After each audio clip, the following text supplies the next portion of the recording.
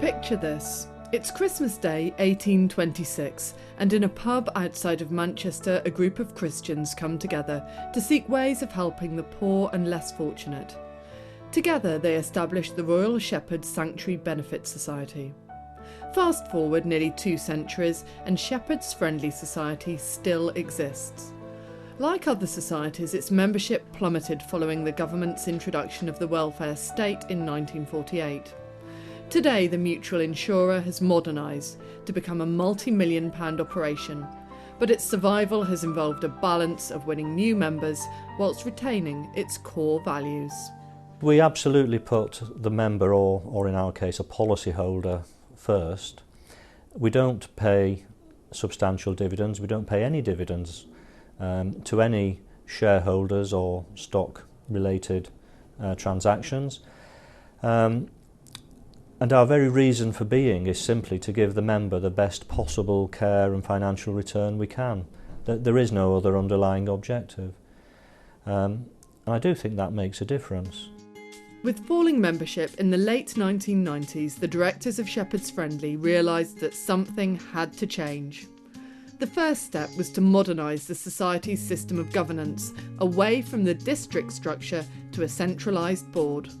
It was a very challenging time, to be honest, because a lot of the people in the Shepherds have been there for generations.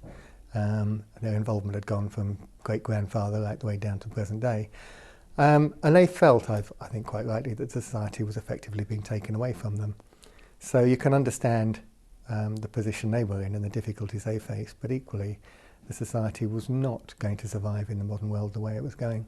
That meant at that time moving away from what had been done for the previous 175 years or so, and was not going to be an easy thing to do.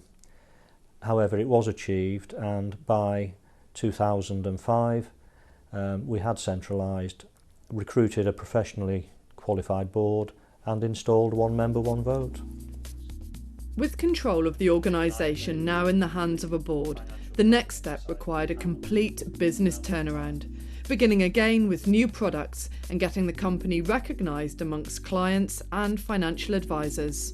We're the industry's best kept secret in that we've got a fantastic array of products, but not everybody knows about it, isn't it? Simply trying to promote ourselves now and over the last few years to get those products known and to ensure that we're at the forefront of IFA's minds, of clients' minds when they're thinking about their financial protection and savings products as well. We've shouted a lot about the uniqueness of our products and our plans rather than shouting about our brand and trying to explain, you know, we don't have shepherds and we don't have sheep and we don't have anything like that.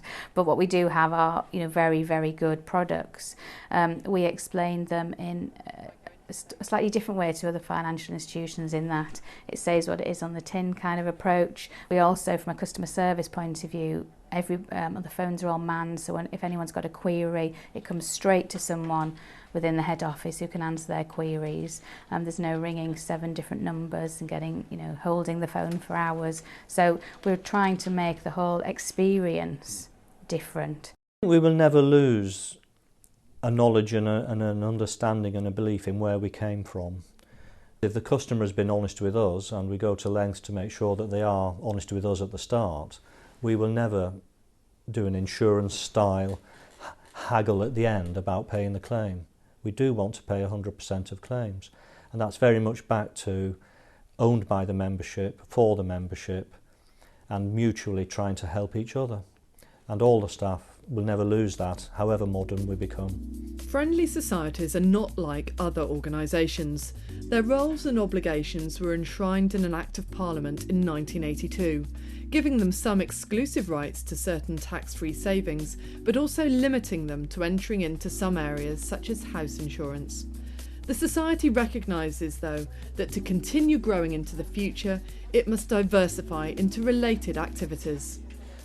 I think the only way we can develop into modern businesses now is to form subsidiary companies of our own, able to do activities outside of those allowed by the Friendly Societies Act, and indeed to look wider than that to long-term corporate partnerships and joint ventures with firms that are interested in accessing our customer base and us accessing their customer base and finding common ground to deliver joint product. The hard work in bringing the old and new worlds together is now paying off for Shepherd's Friendly Society. In 2009, its sales revenue was up 129%, and it has more opportunities than its founders could ever have imagined. Everything we do is moving forward, nothing's sitting behind, and we're not relying on our history and heritage to take us forward. It's more about what can we see in the future and what do we want to see in the future. By embracing change whilst maintaining a clear vision and values, the organisation is growing and flourishing.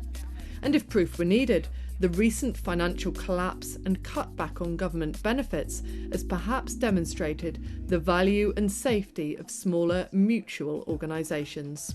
What makes us different is a preparedness to stop and listen to what our customers want and to design bespoke products or schemes around their customers' needs. And I know that might sound what everybody's saying, but everybody else is likely to say, but we genuinely do that, and we've got quite a few examples of where we actually have designed something specifically for a niche market and put the work into it to make it fit what it is the customer's actually looking for.